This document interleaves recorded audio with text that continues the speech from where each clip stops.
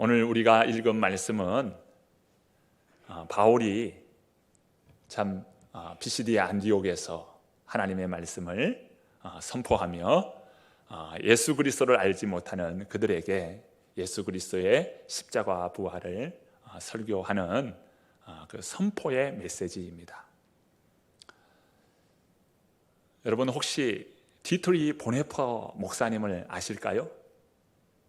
이 목사님은 독일의 이 히틀러의 그러한 정권에 앞서서 교회를 핍박하고 교회를 무너뜨리려고 하는 그런 정권에 맞서서 이 복음으로 맞서다가 결국 순교하신 목사님입니다. 1933년 나치당이 일당 독재 체제를 만듦으로 인해서 히틀러는 이 독일의 바로 독일 교회를 나치당의 이 하부 기관으로 전락시키고 맙니다.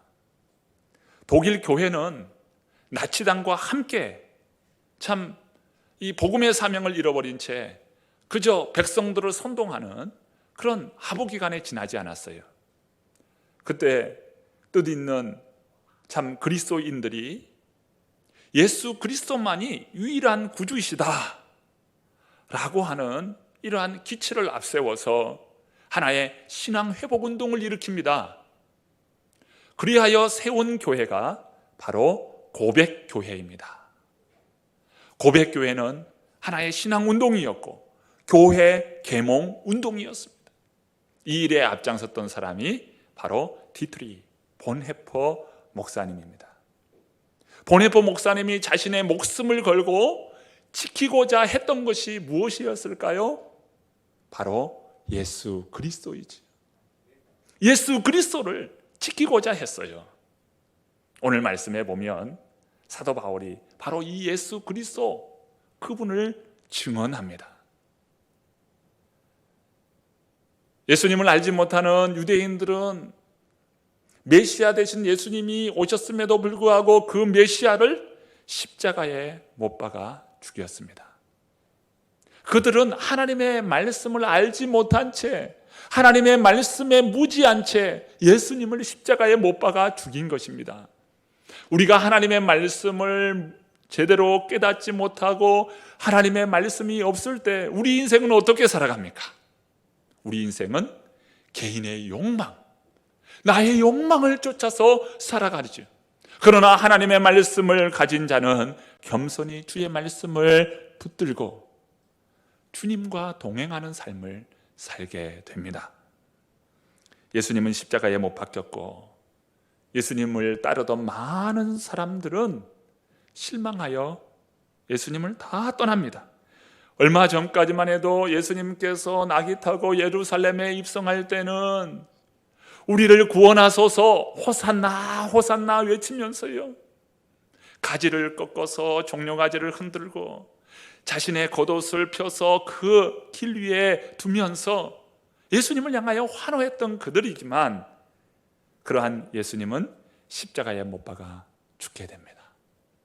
십자가에 못 박아 죽게 됨으로 인하여 이제 더 이상 희망은 없습니다. 사실 죽음이라고 하는 것은 희망이 끝나는 것이잖아요. 죽음 앞에서 무슨 희망을 이야기하겠어요? 모든 희망이 사라지고 맙니다. 유대인들은 신명기법에 의하여 나무에 달린 자는 저주를 받은 것으로 이해했습니다. 신명기 21장의 말씀이죠. 그들은 이 신명기법에 익숙했기 때문에 나무에 달린 자는 저주받은 거예요. 나무에 달려 죽은 예수, 그분은 저주받아 죽은 분으로 이해했습니다. 그리고 그 예수님은 이제 무덤에 안장되었어요. 모든 희망은 사라졌습니다. 그러나 위대한 구원의 드라마가 펼쳐집니다. 오늘 본문 30절과 31절의 말씀입니다. 우리 같이 한번 보실까요? 30절과 31절 말씀입니다. 하나님이 죽은 자 가운데서 그를 살리신지라. 갈릴리로부터 예루살렘에 함께 올라간 사람들에게 여러 날 보이셨으니 그들이 이제 백성 앞에서 그의 증인이라. 하나님께서 예수 그리스도를 죽은 자 가운데서 일으키셨다, 살리셨음을 말씀합니다. 예수님은 부활하셨습니다. 바로 예수님의 부활을 이야기하는 것이죠. 많은 사람들은 이야기합니다. 이런 엉터리 같은 이야기가 어디 있나? 어떻게 죽은 자가 다시 산단 말인가? 성경을 보십시오. 하나님의 위대한 구원의 역사는 인간의 생각과 인간의 손의 범위를 뛰어넘어서 일하시는 하나님의 구원의 드라마예요. 홍해를 가르십니다. 요단강을 가릅니다. 여리고성이 무너집니다. 물이 변하여 포도주가 됩니다. 죽었던 나사로가 다시 살아납니다. 과부, 나인성 과부의 아들이 살아나고요, 야이로의 딸이 살아납니다. 죽었던 자가 살아나는 거예요. 문둥병에 걸린 자들이 고침을 받습니다. 귀신 들린 자들이 고침을 받습니다. 각종 병에 눌려있던 사람들이 고침을 받습니다. 하나님의 위대한 구원의 드라마입니다. 예수 그리스도를 죽은 자 가운데서 일으키신 이것이 바로 하나님의 능력이지요. 예수님께서 십자가에 달릴 때 많은 군중들은 예수님을 모욕하면서 실망하여 떠났습니다. 이것은 제자들에게도 마찬가지였어요. 많은 제자들이 있었지만 그 제자들도 예수님께서 십자가에 달리실 때에 제자들은 다 떠나고 도망갔습니다. 특히 예수님의 수제자였던 베드로 또한 법정에서 뛰쳐나와 도망치고 말았습니다. 예수님은 그렇게 외로이 십자가의 길에 가셨어요.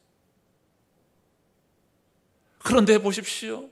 불과 얼마 지나지 않아서 도망쳤던 제자들이 예수는 그리스도이심을 증언하기 시작합니다. 그들은 산에 드린 공예 앞에서 십자가의 예수, 구원의 예수, 예수 그리스도가 그리스도이시다 라는 것을 말하지 않고서는 견딜 수 없겠노라고 그들은 이야기했습니다. 어떻게 그들이 불과 며칠 사이에 이러한 변화가 일어나게 된 것일까요? 바로 부활하신 예수님을 만난 것입니다. 사도 바울은 스데반을 죽이는 데 앞장섰어요. 그리고 그리스도인의 명단이 든 공문서를 가지고 다메섹에 가서 더 많은 사람들을 죽이고자 했습니다. 그런데 다메섹 도상에서 그는 엎드려졌어요. 그리고 앞을 보지 못하는 맹인이 됩니다.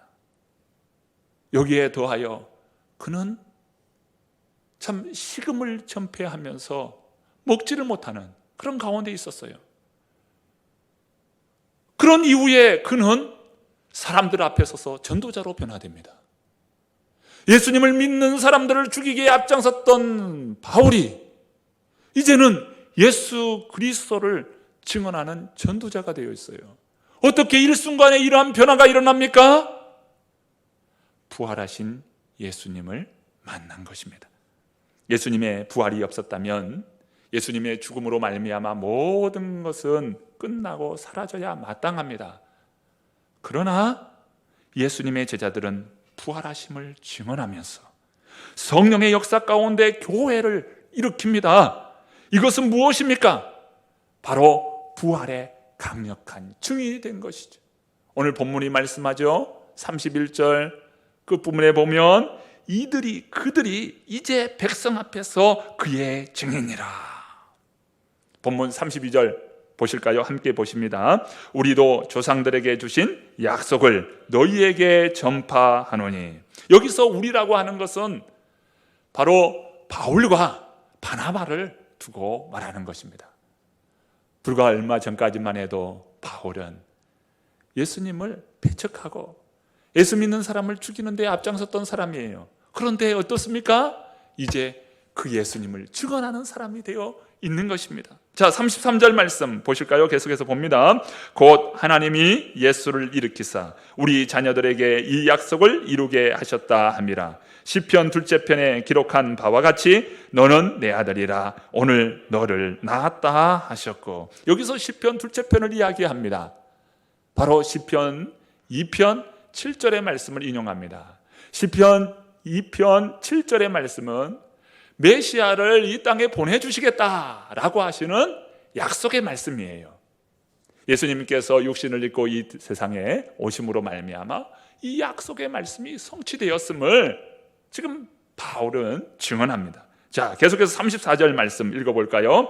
또 하나님께서 죽은 자 가운데서 그를 일으키사 다시 썩음을 당하지 않게 하실 것을 가르쳐 이르시되 내가 다윗의 거룩하고 미쁜 은사를 너희에게 주리라 하셨으며, 이 34절의 말씀은 이사야서 55장 3절 말씀을 인용한 말씀입니다. 자, 제가 한번 읽어보겠습니다. 너희는 귀를 기울이고 내게로 나와 들으라. 그리하면 너희의 영혼이 살리라. 내가 너희를 위하여 영원한 언약을 맺으리니 곧 다윗에게 허락한 확실한 은혜이니라. 이사야는 어떤 사람입니까? 예수님이 오시기 전 약 700년 전에 활동했던 유대의 선지자입니다. 바로 다윗에게 허락한 언약의 말씀을 이사야가 기억하면서 예언의 말씀으로 선포한 말씀이 바로 이사야 55장 3절의 말씀인 거죠. 여기에서 다윗에게 허락한 확실한 은혜라고 말씀합니다. 다윗에게 주신 은혜의 약속을 지금 이야기하는 겁니다. 무엇입니까? 이 약속은 하나님께서 예수 그리스도를 죽은 자 가운데서 일으키시겠다라고 하는 약속이에요. 영원히 썩지 않은 영원한 생명의 구주 되심을 약속하신 말씀입니다. 이제 베푸신 약속대로 예수님께서 십자가에서 달려 죽으시고 부활하심으로 이 약속의 말씀이 성취되었다는 것을 증언하는 것입니다. 계속해서 35절부터 37절 말씀입니다. 또 보실까요? 또 다른 시편에 일렀으되 주의 거룩한 자로 썩음을 당하지 않게 하시리라 하셨느니라. 다윗은 당시에 하나님의 뜻을 따라 섬기다가 잠들어 그 조상들과 함께 묻혀 썩음을 당하였으되 하나님께서 살리신 이는 썩음을 당하지 아니하였나니. 계속해서 말씀을 사도 바울은 인용하면서 말씀합니다. 바로 시편, 또 다른 시편이라고 말씀하죠. 이 시편은 시편 16편의 말씀을 인용한 말씀인데요, 시편 16편 10절의 말씀을 인용합니다. 이 말씀은 바로 37절 말씀인데요, 하나님께서 살리신 이는 썩음을 당하지 아니하였나니. 바로 예수 그리스도의 부활을 말씀합니다. 사도 바울은 구약의 말씀을 차례차례 인용하면서 그 말씀을 듣는 지금 유대인 그리고 경건한 이방 성도들에게 바로 이 말씀을 차근차근 설명합니다. 구약의 말씀을 차근차근 인용하면서 설교하는 거예요. 그 말씀은 예수님의 십자가와 부활이었어요. 십자가와 부활을 증언합니다. 그러면서 이 사도 바울의 설교의 결론으로는 예수님의 십자가와 부활이 이 말씀을 듣는 그들과 어떤 관계가 있는가 라고 하는 것을 증언합니다. 마찬가지죠. 우리가 이 설교를 듣고 이 말씀을 듣는 것은 그 말씀이 나와 어떠한 관계가 있는가. 사도 바울은 어떠한 관계가 있는지 설명하는데요, 본문 38절 39절의 말씀입니다. 우리 38절 39절 함께 보십니다. 함께 읽습니다. 그러므로 형제들아, 너희가 알 것은 이 사람을 힘입어 죄사함을 너희에게 전하는 이것이며, 또 모세의 율법으로 너희가 의롭다 하심을 얻지 못하던 모든 일에도 이 사람을 힘입어 믿는 자마다 의롭다 하심을 얻는 이것이라. 예수님께서 십자가에 달려 죽으시고요, 부활하셨어요. 예수님의 십자가와 부활은 오늘 우리에게 어떤 은혜, 어떤 능력, 어떤 영향력이 있는 것입니까? 예수님의 십자가와 부활을 통하여 죄 사함을 받게 되었다는 거예요.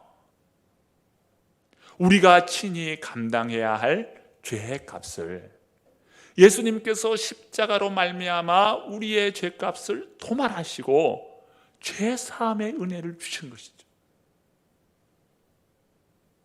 예수님의 십자가는 그런 십자가예요. 우리의 죄를 예수님께서 친히 어린 양이 되셔서 죄의 값을 다 그 십자가에서 치르신 거예요. 그러므로 말미암아 우리가 예수 그리스도를 믿음으로 말미암아 그 죄 용서함의 은혜를 누리게 되는 것이죠. 사도 바울은 바로 이 부분을 이야기합니다. 예수님의 그 십자가와 부활을 통하여 죄 사함의 은혜를 누리게 되었다는 것이죠. 그러면서 죄 사함의 은혜를 누림으로 말미암아 예수님의 십자가와 부활을 통해서 그 믿음으로 말미암아 우리가 의롭게 되었다는 것이에요. 죄인이 의롭게 되는 길이 있는데 예수 그리스도 그분의 십자가를 통하여서 죄 용서함을 받고 의롭게 된다는 것입니다. 이 은혜가 저와 여러분에게 있는 것입니다. 우리 주님께서 우리를 의롭다 하시기 위하여 살아나셨느니라. 예수는 우리의 살리는 영으로 우리를 의롭다 하시기 위하여 살아났느니라. 성경은 증언합니다. 믿음으로 말미암아 의롭게 된다. 바로 이 신칭이죠. 사도 바울은 바로 이 신칭의를 우리에게 전해주고 있습니다. 예수님의 십자가는 우리의 죄사함이요 부활하심으로 말미암아 우리가 의롭게 된 것을 확증하게 된 것입니다. 그로 말미암아 우리가 예수 그리스도를 믿는다 하는 것은 바로 예수님께서 이루신 그 놀라운 구원의 역사, 죄사함과 의롭게 되는 그 은혜를 우리가 믿음으로 말미암아 이루어지고 성취의 기쁨을 누리게 되었다라고 하시는 겁니다. 여러분, 우리가 예수 그리스도를 믿어야 하는 분명한 이유가 바로 여기에 있는 것입니다. 그런데 바울은 자신의 설교를 마치면서 좀 이상한 말씀으로 끝내는 것을 볼 수가 있어요. 이 말씀이 어떤 의미일까? 자, 40절과 41절의 말씀이에요. 본문 한번 보실까요? 40절과 41절 말씀입니다. 그런즉 너희는 선지자들을 통하여 말씀하신 것이 너희에게 미칠까 삼가라. 일러스되 보라, 멸시하는 사람들아, 너희는 놀라고 멸망하라. 내가 너희 때를 당하여 한 일을 행할 것이니 사람이 너희에게 일러줄지라도 도무지 믿지 못할 일이라 하였느니라 하니라. 사도 바울은 계속해서 구약 성경의 말씀을 인용합니다. 참 많이도 인용하고 있지요. 시편 2편의 말씀, 그리고 이사야 55장 3절의 말씀, 그리고 시편 16편 10절의 말씀, 그리고 오늘 또 인용하고 있는데요. 하박국서 1장 5절의 말씀을 인용하고 있어요. 오늘 말씀을 보면 너희 믿지 못하는 자들아, 깨닫지 못하는 자들아, 놀라고 멸망하라. 여러분, 설교를 마무리하면서 놀라고 멸망하라, 너무 이상하고 좀 과격한 표현이지 않습니까? 그런데 이 표현은 하박국 선지자를 통하여 주신 예언의 말씀이었습니다. 하박국 선지자는 어떤 사람입니까? 유대가 멸망하기 직전 BC 6세기에 활동했던 선지자입니다. 이스라엘 그 유대 땅은 하나님께서 참 세운 나라예요. 하나님의 나라입니다. 그런 하나님의 나라, 하나님의 백성으로 세워진 그 나라가 불의가 일어나고 강포가 가득한 나라가 되었어요. 선지자로서 이러한 불의와 강포가 일어나는 것을 보면서 하나님, 어찌하여 이 나라가 하나님의 나라인데, 하나님이 세운 나라인데 어떻게 하나님 보고만 계실 수 있습니까? 하나님이 세운 나라, 하나님의 백성들이 이처럼 공의를 버려버리고 정의를 버려버리는 이러한 세대가 되었는데 어찌 하나님 이 땅을 가만히 두고만 계시겠습니까? 하박국서 1장 2절부터 4절의 말씀을 제가 잠시 보도록 하겠습니다. 하박국서 1장 2절과 4절입니다. 여호와여, 내가 부르짖어도 주께서 듣지 아니하시니 어느 때까지이까? 내가 강포로 말미암아 외쳐도 주께서 구원하지 아니하시나이다. 어찌하여 내게 죄악을 보게 하시며 패역을 눈으로 보게 하시나이까? 겁탈과 강포가 내 앞에 있고 변론과 분쟁이 일어났나이다. 이러므로 율법이 해이하고 정의가 전혀 시행되지 못하오니 이는 악인이 의인을 에워쌌으므로 정의가 굳게 행하여 짐이니이다. 하박국서는요, 하박국서를 시작하면서부터 하나님 어찌하여 이럴 수 있습니까? 원망하며 불평하며 하나님 앞에 그 선지서로서 쓰고 있는 것을 볼 수가 있습니다. 시작할 때부터 이렇게 원망의 말을 쏟아내요. 과연 하나님께서 세우신 나라 맞습니까? 이 나라에 과연 하나님의 정의가 있습니까? 이렇게 원망하면서 적고 있어요. 그런 면에서 그 옛날 하박국이 선포했던 그러한 시기와 오늘의 상황이나 크게 다르지 않다는 생각을 갖게 됩니다. 우리 시대에도 정의가 실현되지 못하고 평화가 없고 속이는 일이 가득하고 억울한 일이 얼마나 많이 일어납니까? 그런 면에서 그 옛날이나 지금이나 참 그런 면에서는 똑같다는 생각을 갖습니다. 그런 문제들이 있는데 우리 보고 해결하라고 하면 여러분, 우리는 어떻게 해야 합니까? 불의한 자를 몰아내라, 악행하는 자들에게 벌을 주라, 사회를 깨끗이 정화시켜라, 올바른 지도자를 세우라, 모든 국민들이 바른 법을 따르도록 하라, 질서를 지키고 화해하라. 여러분, 이러한 원칙을 모릅니까? 이러한 원칙을 모르는 사람들이 얼마나 되겠습니까? 그런데도 이 땅은 그러지 못하지 않습니까? 이스라엘은 하나님이 선택한 민족이었어요. 애굽에 종살이했던 그들을 이끌어서 약속의 땅, 젖과 꿀이 흐르는 가나안 땅으로 하나님은 인도하셨어요. 그리고 그 나라를 하나님이 세우셨습니다. 하나님이 기뻐하여 세웠어요. 그런데 그 나라에 참 망하게 되는 불법과 강포가 가득한 나라가 되고 만 것입니다. 그러니까 이 선지자가 안타까운 나머지 이 나라는 하나님의 백성, 하나님이 세운 나라 아닙니까? 하나님이여, 이 땅을 변화시켜 주옵소서. 이 땅에 평화가 임하게 하옵소서. 이렇게 구하는 가운데 그 해답을 주시는데 그 해답이 1장 5절의 말씀이에요. 그러니까 1장 2절부터 4절까지 이 하박국의 불평과 불만, 그것을 하나님 앞에 쏟아내면서 하나님 이 나라를 기억해 주옵소서 라고 이야기할 때 5절의 말씀을 하나님께서 답변으로 주시는 겁니다. 그 이야기가 오늘 우리가 읽은 41절에 기록된 말씀이에요. 하박국서 1장 5절의 말씀입니다. 여호와께서 이르시되 너희는 여러 나라를 보고 또 보고 놀라고 또 놀랄지어다. 너희의 생전에 내가 한 가지 일을 행할 것이라. 누가 너희에게 말할지라도 너희가 믿지 아니하리라. 주님의 말씀, 하나님의 말씀은 무엇입니까? 너희가 믿을 수 없을 정도로 큰 일을 내가 행할 것이다. 이 일은 아주 깜짝 놀랄 만한 일이다.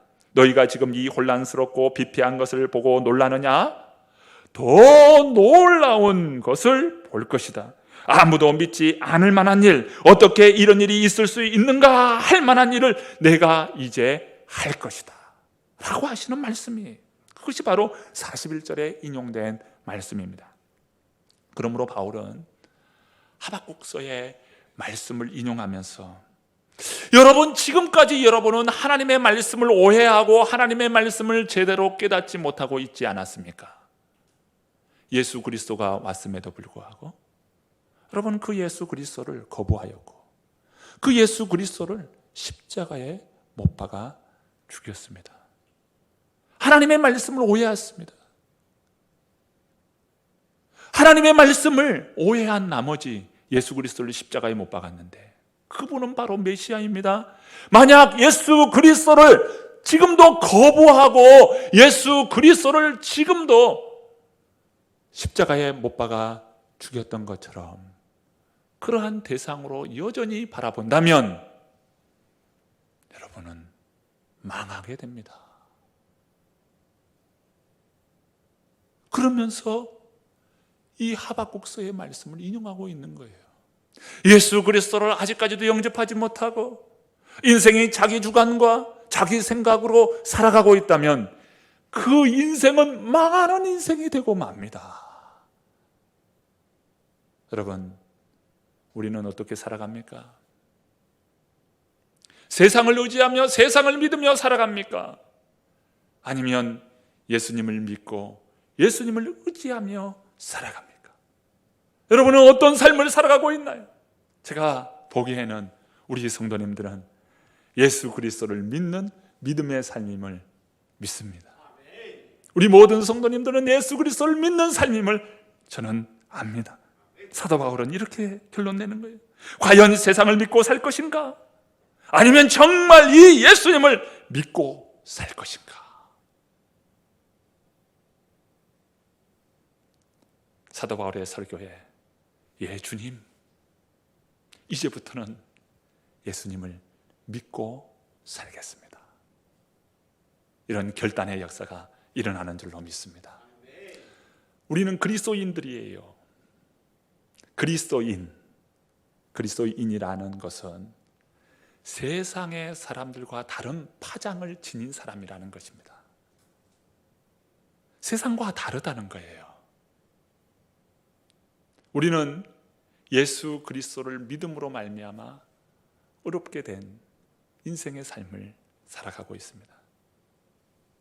우리의 시민권은 이 땅이 아니라 하늘에 있다. 참으로 그렇습니다. 우리는 하나님의 자녀요 하나님의 백성으로 살아가는 사람입니다. 세상 사람들과 구별된 다름의 삶을 살아갑니다. 그러므로 다른 파장을 가지고 살아갑니다. 예수님을 믿는다는 것은 세상과 구별되는 것이지요. 우리는 압니다. 바로 예수 그리스도를 믿는 그 믿음이 세상을 변화시키고 세상을 새롭게 한다는 것을 우리는 압니다. 그렇다면 우리가 세상 사람들보다 많기 때문입니까? 아니면 세상 사람들보다 우리의 목소리가 더 크기 때문입니까? 그렇지 않죠. 세상 사람들보다 많은 것도, 세상 사람들보다 더 큰 목소리를 가진 것도 아닙니다. 그러나 우리는 다른 파장을 가지고 있습니다. 세상을 변화시키는 다른 파장을 우리는 가지고 있어요. 예수 그리스도이죠. 우리에게는 예수 그리스도가 있습니다. 구원의 그 이름 예수 그리스도, 생명의 이름 예수 그리스도, 길이요 진리요 생명 되시는 예수 그리스도, 그 이름을 우리는 가지고 있습니다. 그 이름이 우리를 구원하고, 그 이름이 우리에게 영생의 축복을 주고, 그 이름이 우리가 다 하나님의 자녀됨의 은혜를 누리게 하는 그 이름, 바로 예수 그리스도를 우리에게 주셨습니다. 디트리 보네포 목사님은 바로 그 예수 그리스도, 그 이름을 갖기를 원했던 것이죠. 그리고 사도 바울 또한 바로 그 이름이 우리를 살리고 구원한다는 것을 말씀하고 있습니다. 사랑하는 성도 여러분, 구원의 그 이름, 생명의 그 이름 예수 그리스도를 갖는 저와 여러분 되시기를 바랍니다. 우리에게 예수 그리스도 이름을 힘입어서 인생을 살다면 우리 모든 인생들은 매일매일 하나님의 임재 속에서 하나님 나라 복음으로 새롭게 되는 복된 은혜의 삶을 살게 될 것입니다. 생명의 이름, 그 이름 바로 예수 그리스도 이름을 갖는 저와 여러분 되기를 간절히 축원합니다.